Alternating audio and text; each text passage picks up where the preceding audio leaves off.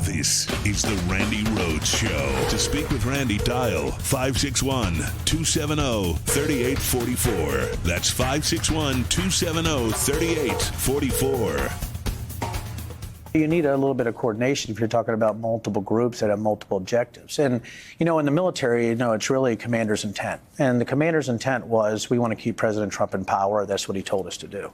All of these groups, though, they had sort of different organizations, and they had to talk to each other. And if you look at, Kelly Sorrell, if you look at Rhodes and Tarrio and those individuals that were, in the basement. Stuart Rhodes of the Oath Keepers, Enrique Tarrio, who's of the Proud Boys. It's all right. Sorry about that, Chris. Yeah. I know this pretty well. When you see that all three of those have been charged with conspiracy or seditious conspiracy, and you see that there's actually phone links between these individuals, and then you have links to Roger Stone that are specific, that will come out eventually, right? That there's actually phone calls happening between these individuals. So that's the kind of thing. It's like, okay, we know that Roger Stone, we saw a signal chat, on the newspaper, the Washington Post. They reported great reporting on that. We see all of these different things. But, by the way, we have digital confirmation that these individuals were in contact, and that is massive. So Roger Stone, again, is the communications coordinator between bad actors, just like he was, coordinating the release of the WikiLeaks hacked documents, which were hacked from Hillary Clinton's email server. And WikiLeaks was given those documents, and Roger Stone coordinated the release of those documents at critical, crucial times for Donald Trump. Every time Donald Trump would get bad press, every time Donald Trump would get caught on videotape saying things like, you can grab him by the P word, you could do whatever you want to that, Roger Stone would call whoever he called, Julian Assange or somebody, who could help him, and release some of the hacked emails that the Russians hacked from Hillary Clinton.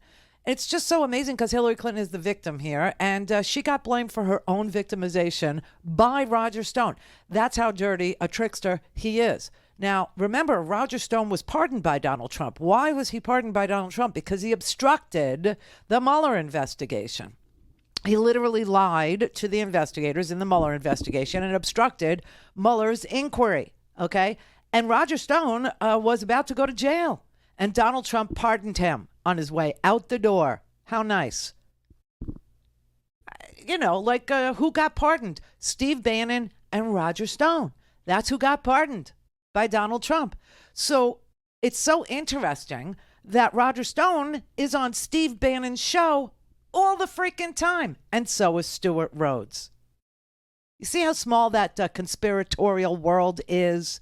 You see how tiny a world they live in, they toil in, they dwell in, but then they broadcast it. They broadcast it to others. They broadcast it to, God knows, tens of thousands, hundreds of thousands, a million. I have no idea. But people literally are watching this swill and thinking it's real.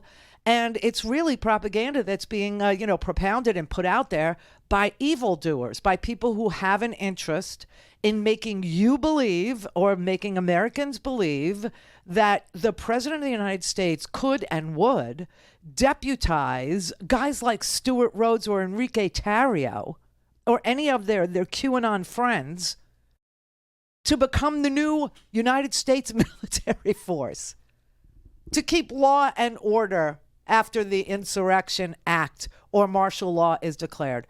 That's how sick and twisted it is. But people literally listen to that crap and they start to think, well, it wouldn't be on my TV if it wasn't true, or it wouldn't be on the, the podcast if it wasn't true. There has to be some law about lying like that, so I'm going to believe it. No, there's no law about lying like that, and they're lying like that.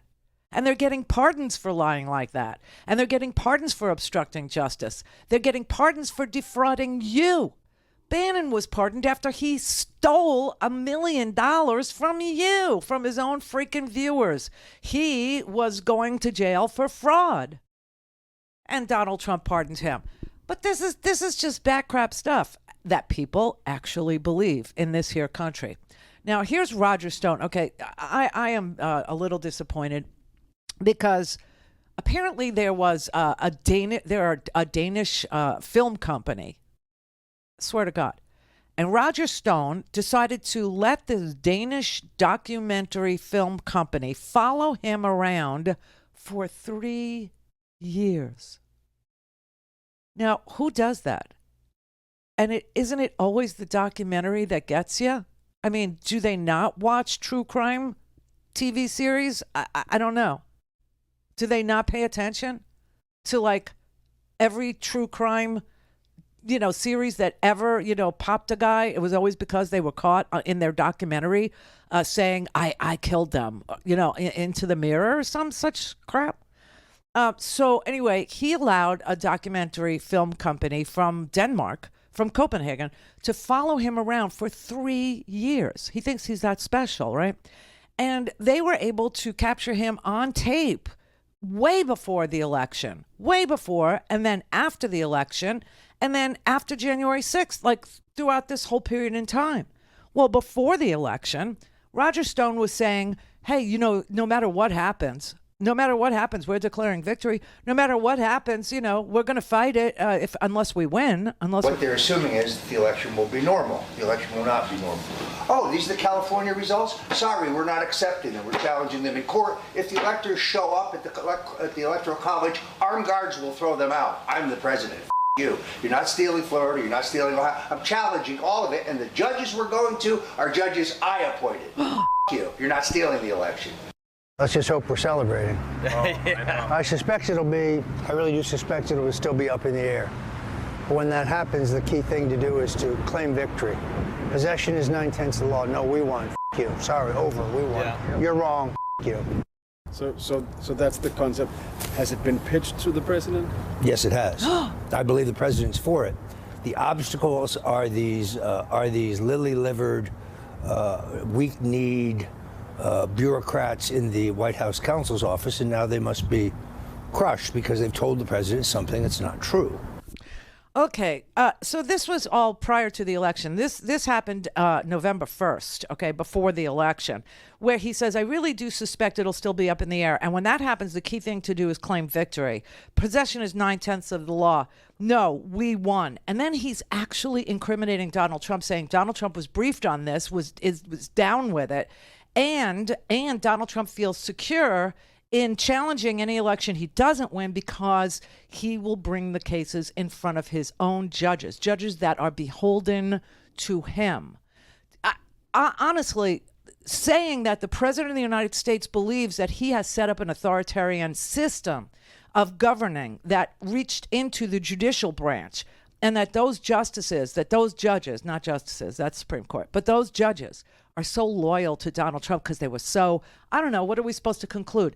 Ill-prepared for their jobs or not, trained for their jobs or not deserving of their jobs, that they're just so grateful that Trump picked them and put them on federal courts like Miss Aileen Loose Cannon over there, okay? That they're all going to rule for Donald Trump in the case that he makes to them, saying, this was not a free and fair election. And we don't want to accept the electors from California. We don't want to accept the electors from Florida. F you. And we're going to go to Trump-friendly judges. And then the filmmaker there literally says to Roger Stone, is Donald Trump down with this? Have you told him about this plan?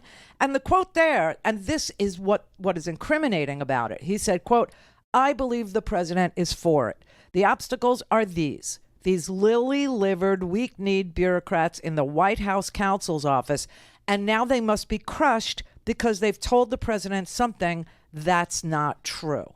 Now, Roger Stone is already saying that this film is, not to be believed, that this is the fake film, that this is doctored, that this is selectively edited, that this is, out of context, that he was always for the lawful, counting of votes. He never advocated for any unlawful behavior before the election or after the election. He's totally a law and order guy. And that this is doctored footage, except for this fact that when he was filmed was before the election. And then after the election, everything he said happened. That's a little inconvenient for him. When you film somebody, it's time-stamped. You understand? There's dates, there's times, everything is on the film, okay? And he's saying all these things that are going to happen if we lose prior to the election. And then post-election, all these things that he said they would do, they do. How is that doctored? How is that somehow an unfair summation of what they intended to do if they lost? Some of this stuff is from July of 2020. The clips I played you are from November 1st of 2020. I mean, everything he said would happen, happened. All those shows, Steve Bannon show, all of them. Don't have time to listen to the live show? Want to hear more on your schedule? Go to RandiRhodes.com and buy a stinking podcast.